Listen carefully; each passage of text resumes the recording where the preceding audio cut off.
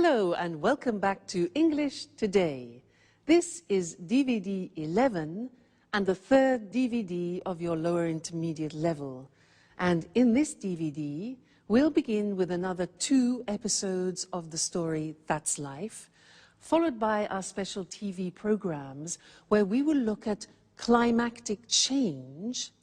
And then in our cooking program, we'll talk about planning meals. Then, in the grammar section, we're going to do some more work on the modal verbs can, might, and must, and the concept of probability and possibility. We'll also be studying the grammatical form used to. Okay? So, I hope you enjoy yourselves.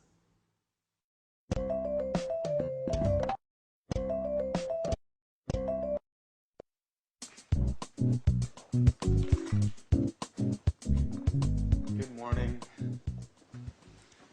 Alice, is Anne at home? I just met the postman and this package is for her. No, she's not in now. My, what a large package. Please be careful. I think it contains fragile objects.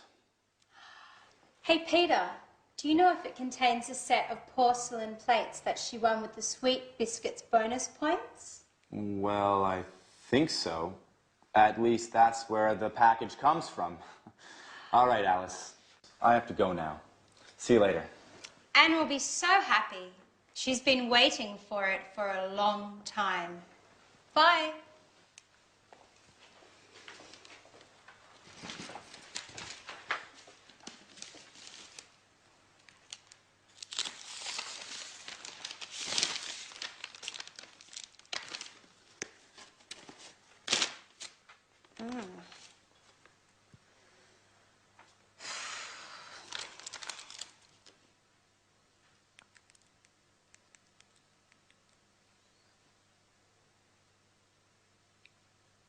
Hello, Anne. This is Alice. I've got great news for you. Your set of Chinese porcelain has arrived. They're beautiful. No, I opened it. I'm sorry, Anne. I just couldn't resist. Oh no, Anne, I'm so sorry. It broke. Okay. I'm not allowed to touch any more plates. You're absolutely right. I'm so sorry. Bye.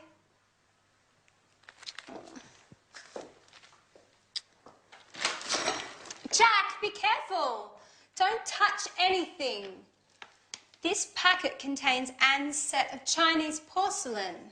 I hope you didn't break anything. I already broke a plate. And guess who heard me breaking it? Anne. Oh my. I didn't notice anything. Well, you should look where you are going. I'm sorry. What are we going to do? Well, let's get ready for Anne to lose her temper. Who knows? Maybe she'll forgive us. She can't get that angry. They're just plates. Remember, we can't cook. If Anne gets angry, we'll have to learn to cook. That's true. I've got an idea. Let's go get something from the local takeout place.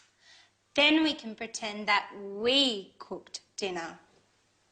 She might be happy and forget about those plates. That's a great idea. Let's get going.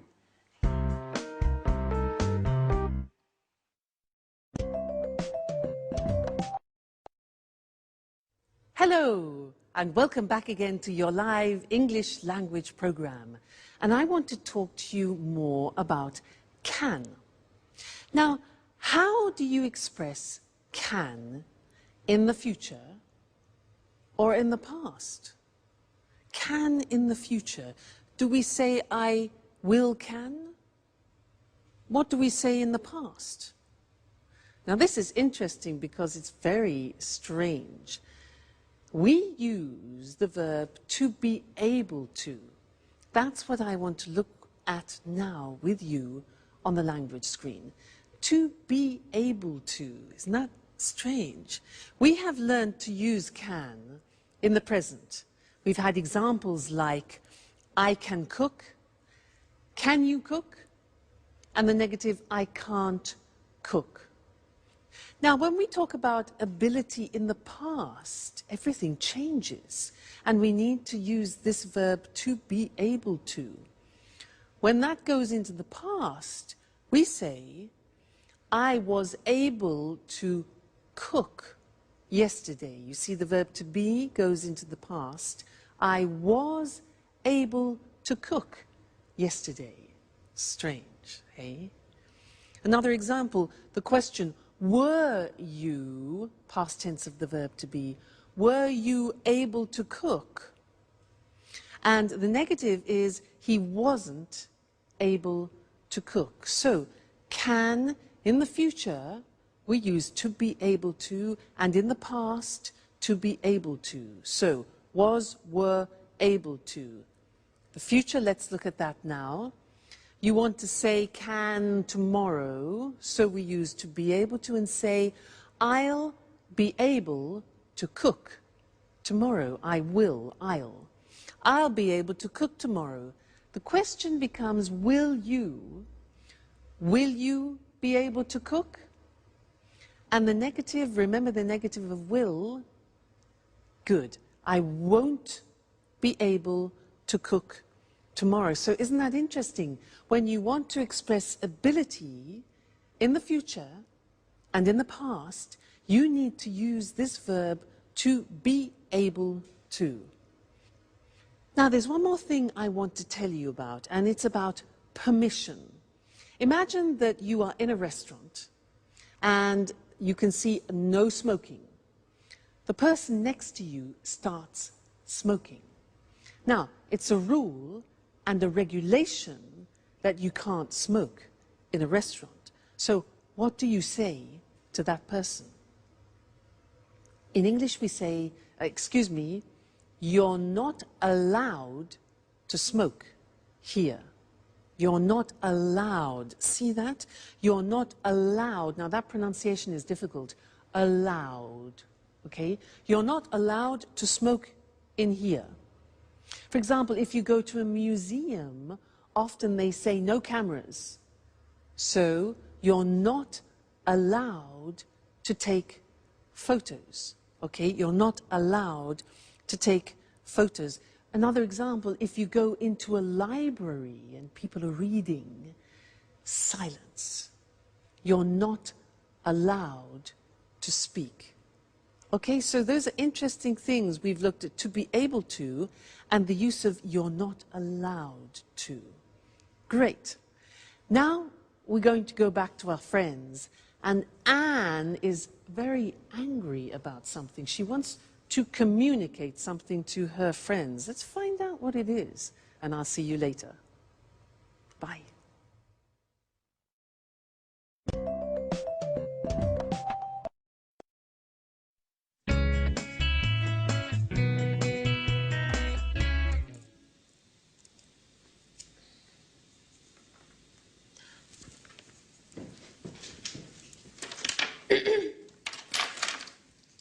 Hi, Anne.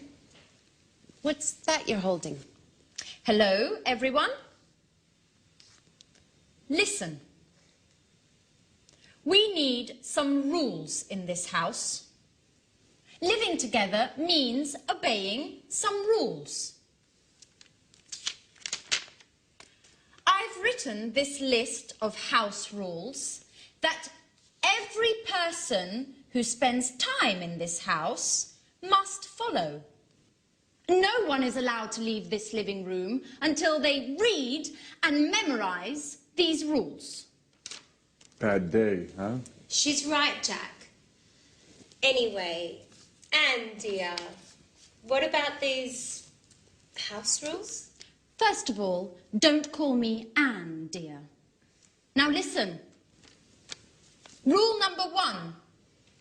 You must never, and I stress never, open my post. Rule number 2. From now on, clean the house at least once a week. Rule number 3. We have to take turns washing up. Rule number 4. Okay. We understand. You must be angry. Well, yes, Jack. I'm very, very angry.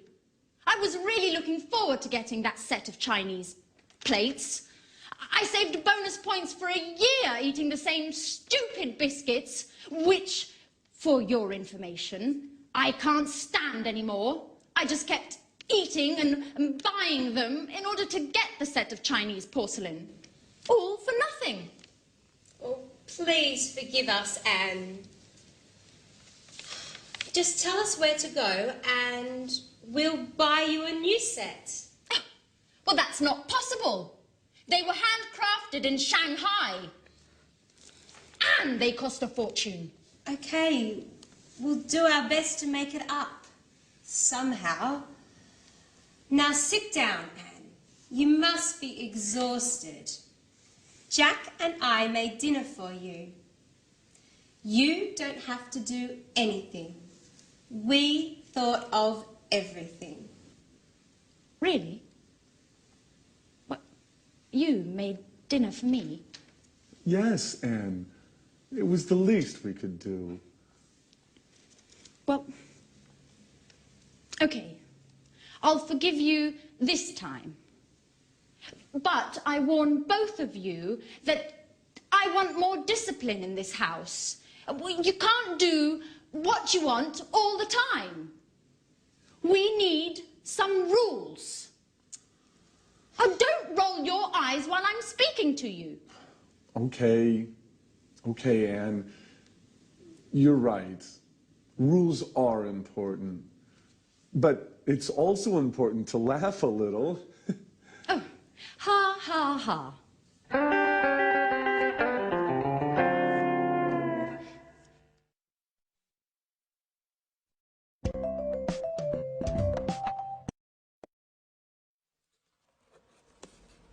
Oh, hi.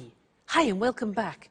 This is a box which my mother sent me and she said there are some useful things for me. So I was just looking.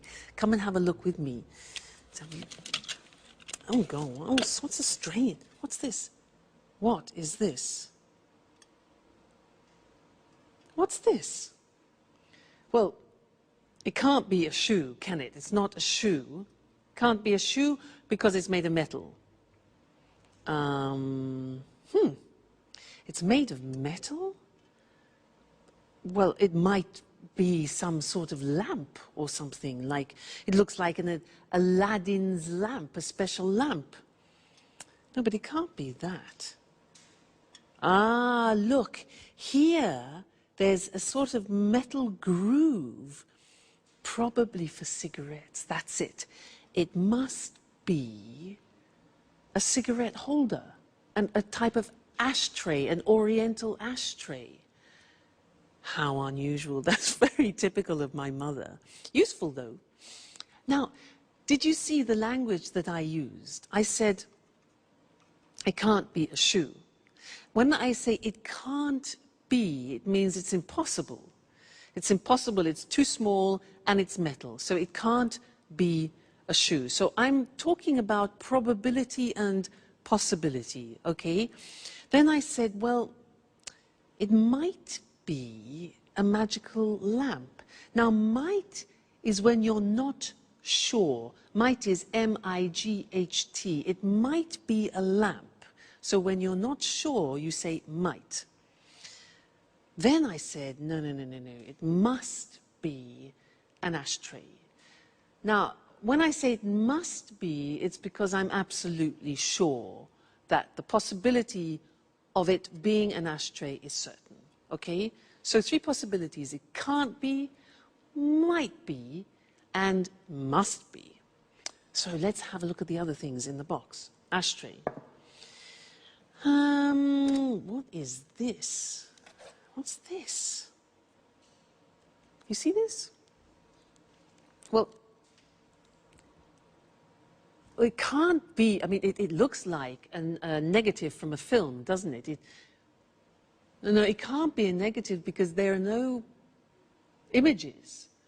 Well, it might be, you know, I just don't know. I mean, it might be some sort of special sticker that you put on things, but it hasn't got any glue. I don't know what it is. Just a minute. Look, here's something explaining it. A forehead thermometer. Put it on your head and it reads the temperature. What? Let's try that. So I put it on my head like this and said, hold it on your forehead and it tells you your temperature. Let's have a look. 37. Whew, that's hot. It is. It's a thermometer. Incredible. Now that is very useful because it's small. So interesting. Next thing, what's this? Look at this. Now, it's shiny and it's silver, but it can't be a mirror because I can't see myself. Can't be a mirror. What can it be? Oh, I know. It might be for under glasses. You know what I mean? When you lay the table and you have glasses, sometimes you put it under to protect the tablecloth. Well, look what I have here. So this, for example. Yeah, but it's a bit strange, isn't it? I mean, no, it can't be. It can't be that, really. Not made of metal like this. It must be, I don't know again. Wait a minute. Here's the box. A drop stop. A drop stop. It must be something for pouring then. Let's have a look. You put it, let's try. I just so happen to have a bottle here. And it says, put it on the bottle like this. A drop stop. So it stops things from dropping. And pour out the liquid and there are no drops. Let's try that. Let's try. Wow. That works. It doesn't drop. So it must be something for stopping drops. You can see. Fantastic. My mother is a genius. She is full of amazing ideas. Thanks, Mum. Let me show you the language that I was using then. We were talking about probability and possibility, and the first thing that we can talk about is when you are expressing strong probability, is when you think almost certainly you know what something is. So it must be an ashtray. So when I use must, I am 100% sure of something. It must be an ashtray.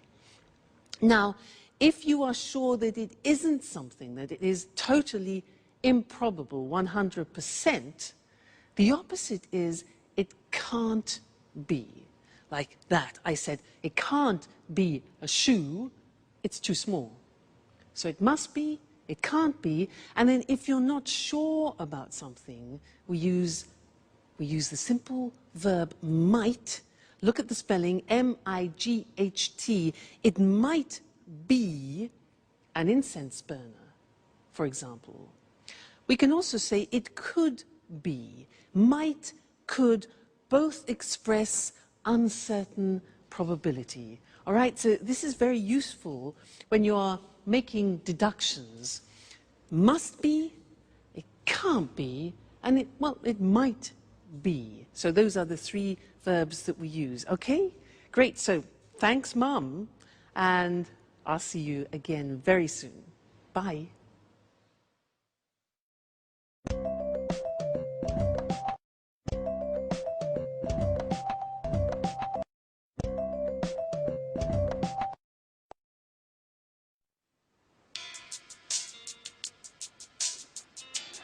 Hi, everybody. What's on TV? Jack, just a minute. It's almost finished. Excuse me.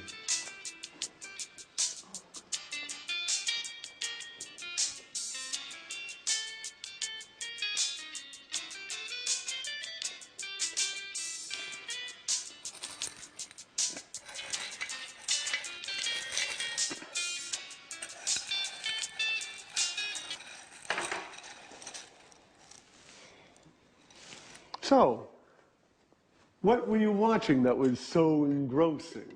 It was an extremely interesting documentary about Picasso's life. There were lots of details about some of his stranger habits.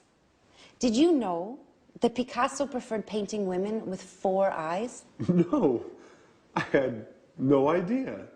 And that he had lots of different types of dogs. He used to give only dogs to his friends. Strange, isn't it? And that he liked eating Italian cake at Christmas. Well, I also go crazy for Italian cake at Christmas, and my name isn't Picasso. By the way, where is our resident artist, Alice? She left early this morning. She said that she had something important to do. She wouldn't tell me what, but she did say it was none of my business. You know how she is. That's strange. She usually leaves late. Well, as a matter of fact, she was very serious this morning. She told me she had a headache, but I didn't believe her. Oh, look. But it's getting late. I'm starting to get worried. Don't play mom, Anne. Alice is a big girl now. I know. But it's just that she didn't tell me she would be late. In fact, she asked me if I would be late today. Just a moment. A few days ago, Alice told me that she wanted to enter a painting contest.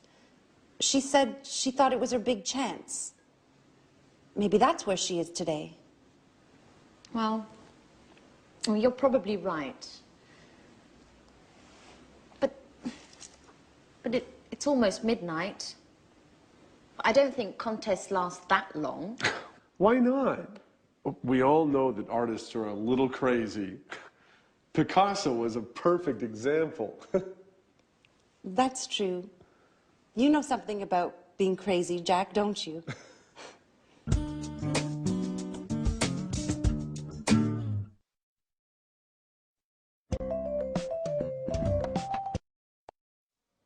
Hello again. Did you hear them talking about Picasso? Some interesting things about him. They said he used to give only dogs to his friends. He used to give only dogs, and he used to eat Italian cake at Christmas. Now, this verb, used to, well, it's written U-S-E-D, but the pronunciation is used, and we'll see that on the screen later. And we use it to talk about habits that people have had in the past and now don't have anymore. And to illustrate this, I have some examples of habits that I have had in the past. For example, this. This is a cigarette. Well, I used to smoke. Now that means that I did smoke in the past, but I don't smoke anymore. I stopped the habit. I used to smoke, okay? Look at this tennis racket, haha. I used to play tennis. I was quite good, actually. I used to play tennis, but then I stopped. I didn't have enough time, too much work. You know how it is. This, now look at this. Look at this. This is fur. I used to wear this.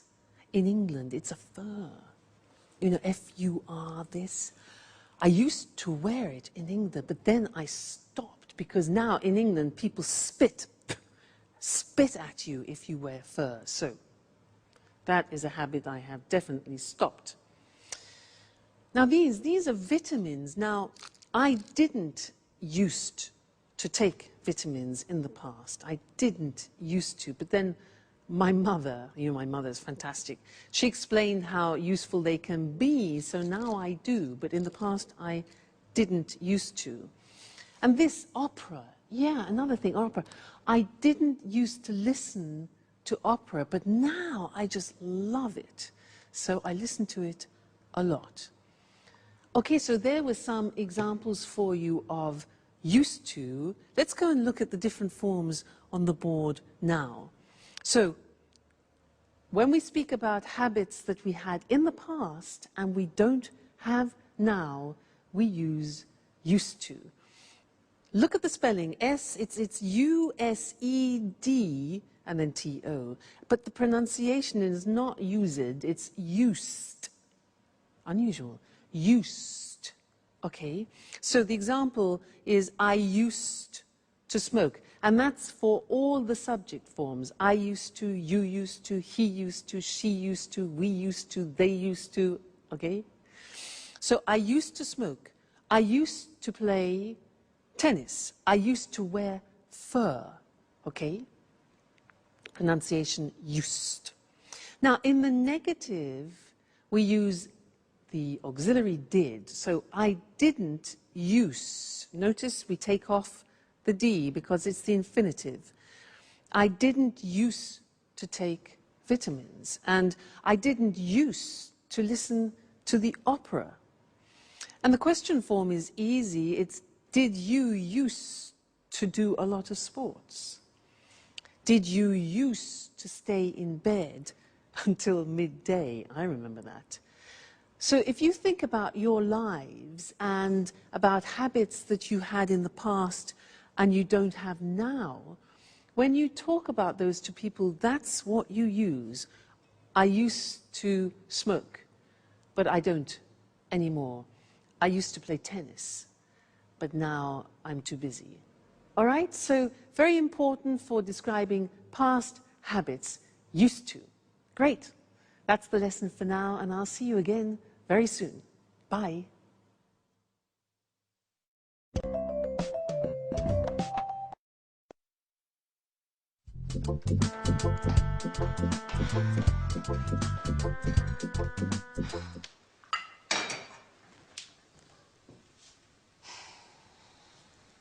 Good morning, Alice. Where were you last night? We were getting worried. Good morning. It's a very... I thought it would be the... Why? What happened? Well, I took part in a young artist competition. Good morning, Alice. Where were you last night? We were getting worried. Good morning. I prefer not to talk about it. Why? What happened? Well, I took part in a young artist competition. I thought it would be the perfect occasion for me to show my talent. So? How did it go? You made a great impression, didn't you? Well, no. It went badly. They said that I wasn't cut out to be an artist. But the jury was made up of incompetence. Maybe no one appreciates my talent. Oh, come on, Alice, don't take it so badly. You know you are a genius, right? That's all that matters. Yes, just like Van Gogh, who, by the way, only became famous after he had died. Maybe that's my destiny. Maybe you're exaggerating, just a little bit. I mean, Van Gogh, but you don't really think you're in the same league, do you? And why not? No one appreciates my talent either. Anyway, I want your opinions. Wait just a moment while I get something.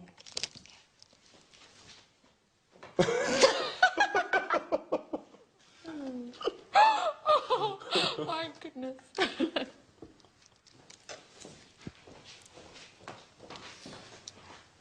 Here you go. This is the painting I took along yesterday. What do you think? Isn't it beautiful? It's... it's interesting. It's a very unique painting. Yes, unique is the right word. Alice, you know I don't really understand art, don't you?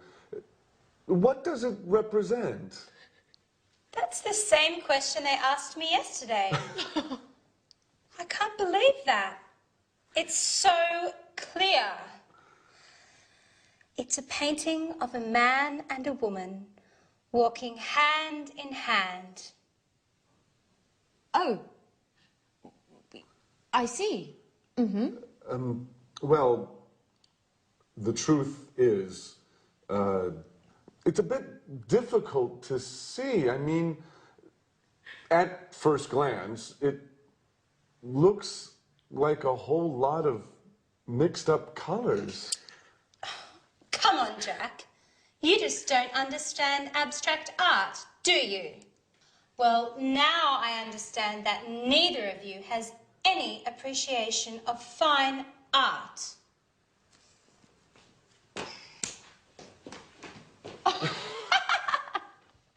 Oh, artists! Never tell an artist what you really think.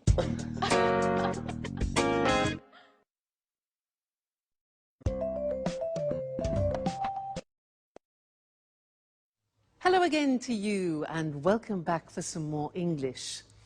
Did you hear in that last episode how Anne said to Alice, "So how did it go?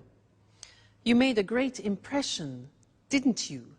You made a great impression, didn't you?" Do you remember that grammatical form, didn't you? A question tag, yeah? Remember, we did a lesson about this, and the example we used was, she's unhappy, isn't she? Do you remember that? Yes, I want to give you a little test on it. And in order to do this well, you have to be very careful about your auxiliaries, so pay attention. Number one, you're married, question tag. You're married, aren't you? Did you get that right, wrong, difficult? Do you remember, you are married, you take the verb, the auxiliary, and at the beginning it's positive, so you turn it into negative. You're married, aren't you? Try this. You didn't go to the party. Didn't is negative, becomes positive. You didn't go to the party. Did you? Great. Next one. He lives in Paris. He lives in Paris. Lives, simple present. Auxiliary. Yeah. Doesn't he? He lives in Paris. Doesn't he? Okay. They aren't French. Aren't. They aren't French. Positive. Are they? Great. Next one. She went to the cinema. She went to the cinema. Auxiliary past tense. Positive, negative. Didn't she? Okay.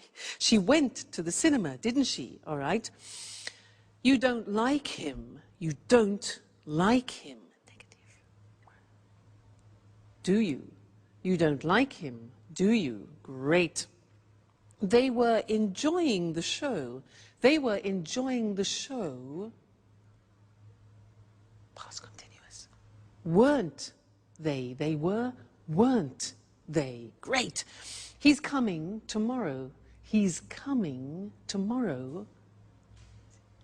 Isn't he? Great, you're getting better all the time. They'll be late. They'll be late. Won't they? They'll be late, won't they? And the last one, we can't buy it. We can't buy it. Can we? Okay, so it's negative and positive. We can't buy it, can. Well done. You know, these are difficult. Only if you know your auxiliary verbs can you do these question tags. So congratulations. We're making progress. Great. So I'll see you in the next lesson very soon. Take care and enjoy studying. Bye.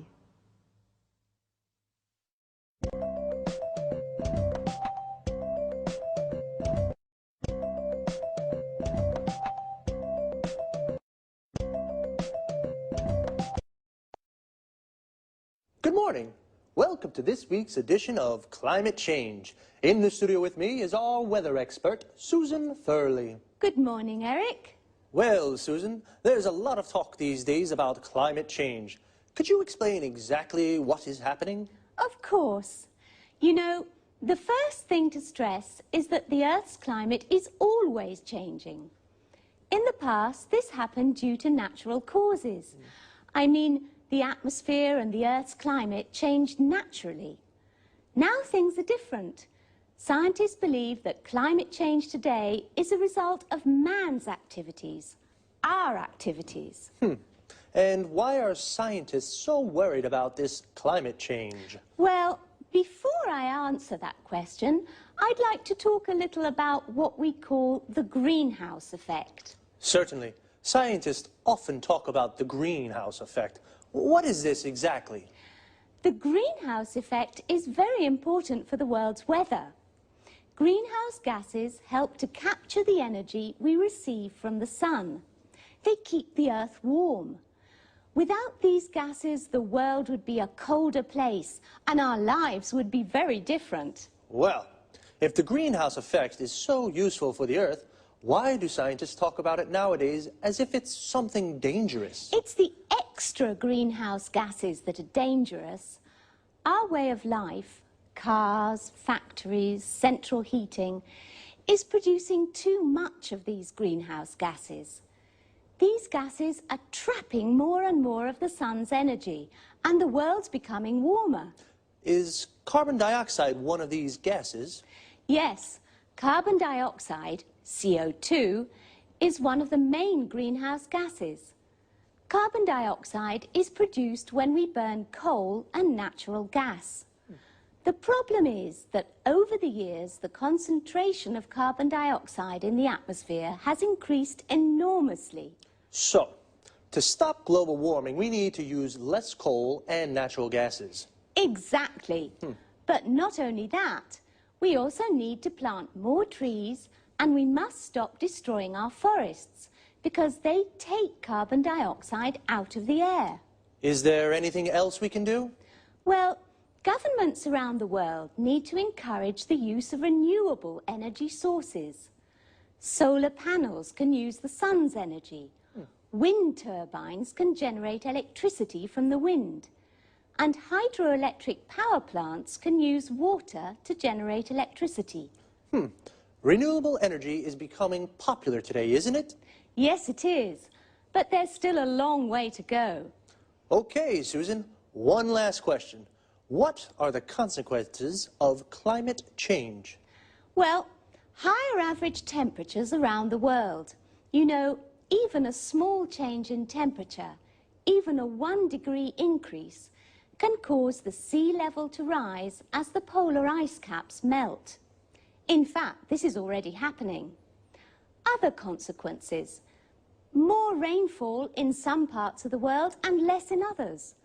More extreme weather conditions, stronger hurricanes and typhoons. So, this is definitely a serious issue.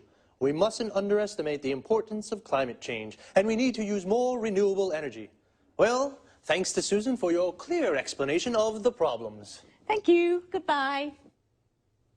And goodbye. And see you again next week for another edition of Climate Change.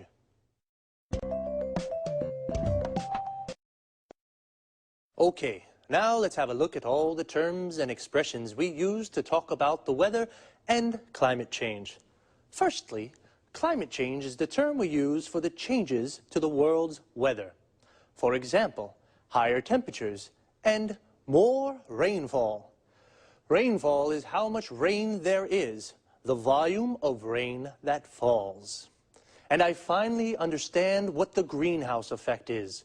Well, a greenhouse is a transparent house, usually made of glass, where we grow plants. It gets very hot in a greenhouse. In fact, the greenhouse effect is the gases in the atmosphere that trap the sun's energy, causing an increase in temperature of the world. This is what we call global warming, the world becoming hotter. The atmosphere is words for the gases that cover the world. The main gases are nitrogen, oxygen, and carbon dioxide. Now, carbon dioxide is one of the main greenhouse gases. These are the gases responsible for the greenhouse effect. The carbon dioxide in the atmosphere is increasing due to man's activities, so we have to do something to reduce it. We use the expression due to say, as a result of. Susan said we should use more renewable energy sources. Renewable energy is energy from the sun, the wind, and water. For example, solar panels generate electricity from the sun, and wind turbines generate electricity from the wind. The verb to generate means to make. Well, renewable energy is becoming popular today, which is good, but there's still a long way to go. This expression, "there's a long way to go," means that there is still a lot we have to do before we reach our objective, which is to reduce global warming. We've run out of time, so that's all for now. See you soon.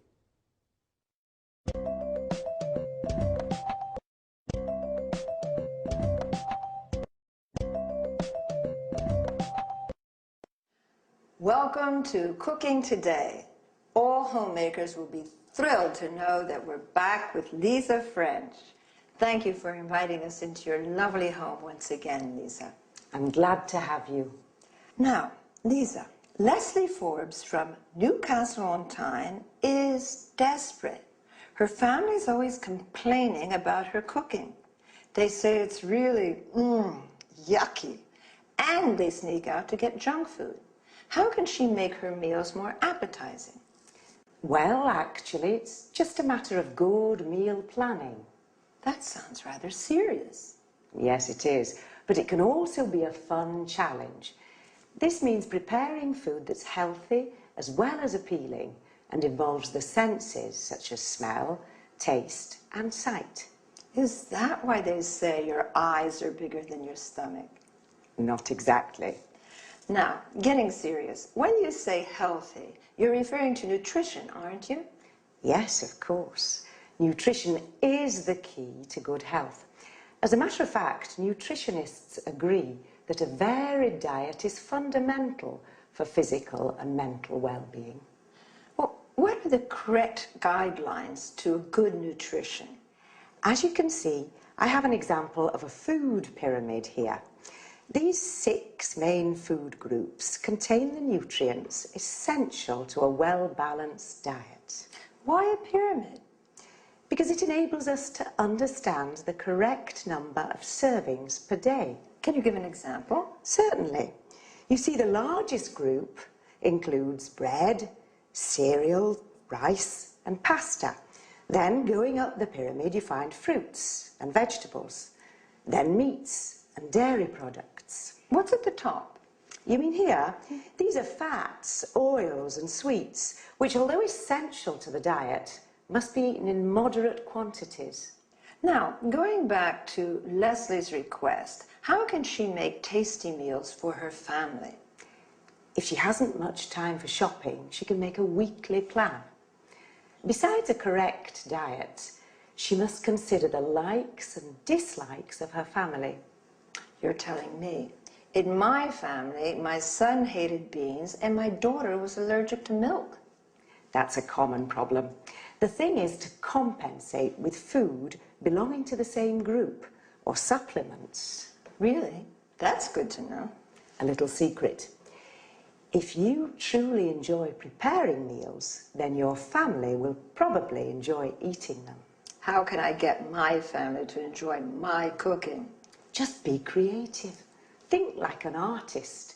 Play with the colors, shapes, and texture of food. Oh my gosh, how time flies. We've got to wind this up. Lisa, thank you for inviting us into your home again. It's been a pleasure being here. Thank you for coming.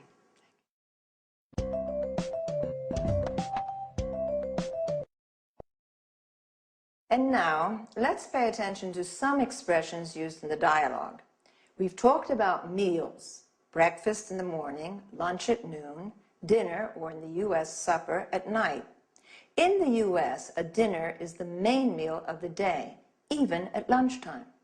Notice that in the UK, tea is sometimes used instead of dinner. When we refer to specific times during the day, we can say lunchtime, tea time. Lisa showed a food pyramid. It contains food groups, such as cereals, meats, dairy products, milk, cheese, yogurt, fats and oils, and vegetables. All these foods contain nutrients. Then some positive adjectives used to define food are appetizing and healthy, while yucky is something rather disgusting. Moreover, the expression junk food refers to food which is not considered healthy at all. We say diet to indicate what we eat. It also means a series of rules to be followed to improve one's health. If we want to lose weight, we say, I'm on a diet. A diet is correct when it's varied or well-balanced. If you're allergic to a type of food, eating that food can make you ill or cause skin problems. Lisa talked about texture of food. For example, food can be defined soft, crispy, crusty, or shape. Food can be cut into slices, cubes, and rings. During the interview, I quoted a common way of expressing that somebody has put more food on their plates than they're actually able to eat. Your eyes are bigger than your stomach. All right, that's all this week. Bye-bye.